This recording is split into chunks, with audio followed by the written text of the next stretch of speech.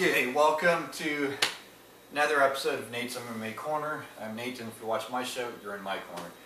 Today's episode is a post-fight for UFC 206, and yeah, this card was for the UFC Interim Featherweight Championship in the main event. Holloway wins, he wins a belt. Pettis won, he just wins the match because he didn't make weight. So yeah, post-fight rundown on the main card, let's get started. So on this one, I picked Holloway to win the main event, and he did win, and he won by knockout, kind of what I thought he would. It took round 3, 10 seconds left in the third round of this 5-round battle, and it was a good, clean win for Max Holloway. Max Holloway's a real deal. I think the sky's the limit for this kid, and I think he could beat Aldo and unify the belts. It was kind of back and forth for the first couple rounds, but Holloway was still getting the better of him the first 3 rounds, and Holloway was clearly winning this fight on strikes. And I knew it would pretty much stay standing because Pettis loves his flashy kicks, and Holloway could stand and bang with the best of them. So Max Holloway wins TKO strikes, yeah, round 3. Holloway, I'm just happy for him. I mean, the guy is going to make this weight class real interesting, especially is Conor ever going to come back, because you're looking at like, well, Holloway lost to McGregor, and Aldo and Holloway both lost to McGregor, and now they're both holding featherweight titles. So is that going to entice McGregor to go, hey, you know what, I can come back to this weight class and reclaim what was never really truly taken from me in terms of losing a match. It was just on, technicality, they took the belt from him. But yeah, anyways, so the UFC had to take the belt from him to keep things moving forward. Yeah, so I'm excited for what's the reaction going to be for the featherweight division, and as well as Conor McGregor down the line. Then in the co-main event, we had a welterweight clash, Donald Cerrone and Matt Brown. I figured Donald Cerrone would win this one. KO head kick though, round 3, 34 seconds into it. It was a flashy kick that just came out of nowhere. And after the first couple of rounds, I thought, oh man, is this going to go to a decision now? And Donald Cerrone did his thing, and he got it. I didn't think he was going to get it like this. I thought it'd be like some big knockout, like right hand or left uppercut or something. Maybe a body shot, body kick, and then takes the wind out of Matt Brown. I thought something along those lines would happen, but not a head kick like the way it just happened like that. That was pretty just exciting to watch. Good job from Donald Cerrone, and he's really making waves at welterweight now. It's really exciting. Then on the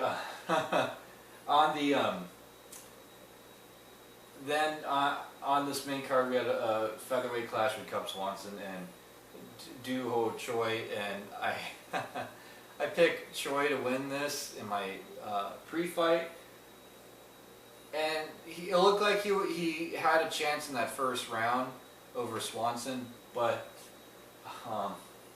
yeah, Cub won this unanimous decision, fair and square, especially that third round when he got the takedown at the end of the third round, and he was pounding out Choi, and I was like, oh boy, like he's probably going to win a decision here. And I was like, oh boy, it's kind of, it felt awkward.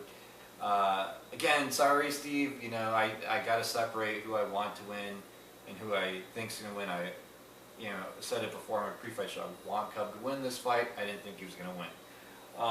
Yeah, for those of you that don't know, I was watching it with Cub's older brother, watching this pay-per-view on TV.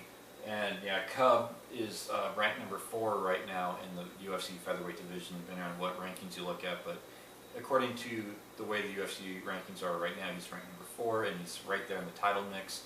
I say either give him a title shot against Holloway for the interim belt, or if they're going to have the title unification fight with Aldo and Holloway, have him fight Ricardo Lamas, and the winner of that gets a title shot.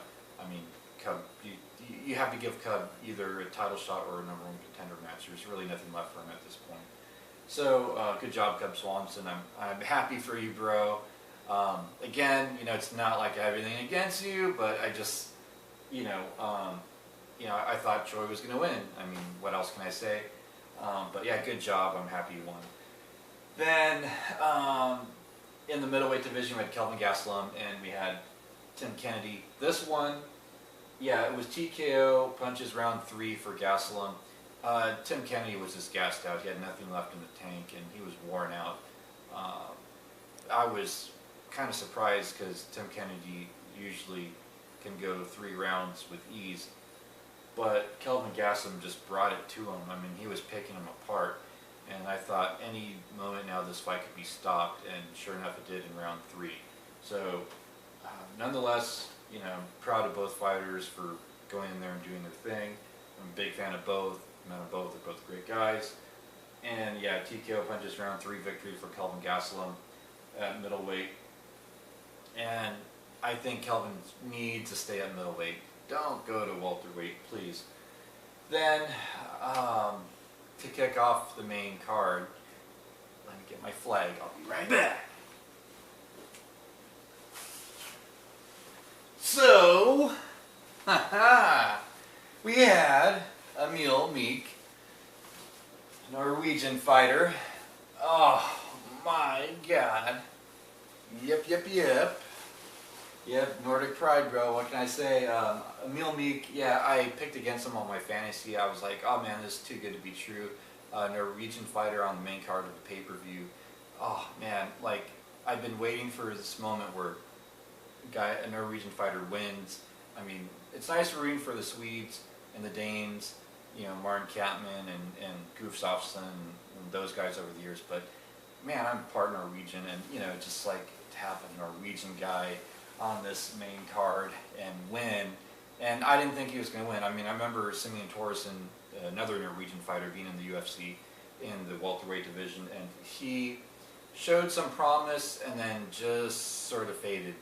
And then we had John Olaf Einemo in the heavyweight division, who had a lot of hype, and then and he was a Norwegian-based fighter, had some Finnish ancestry, but yeah, Norwegian-based fighter, and we thought he was going to make splashes.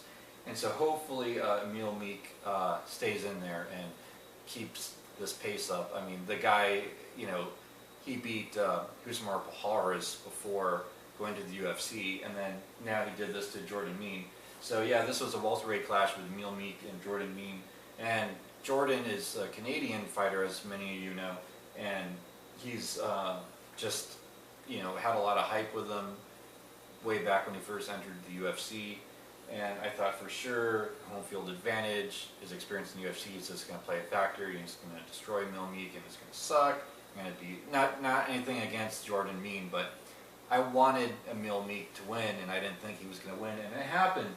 And he dominated. It was 29-28 across the board, unanimous decision for Emil Meek, and some could even argue maybe 30-27, but I say 29-28 is fairly accurate, because there's one round where it was kind of a coin toss, and then 2 was like clearly Emil Meek. So, oh man, I'm so happy for you, bro.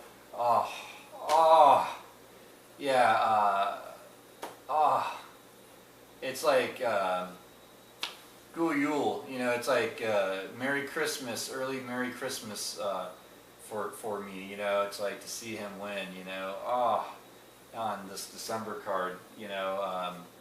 So it's a good way to kind of kick in this kind of holiday season, I guess.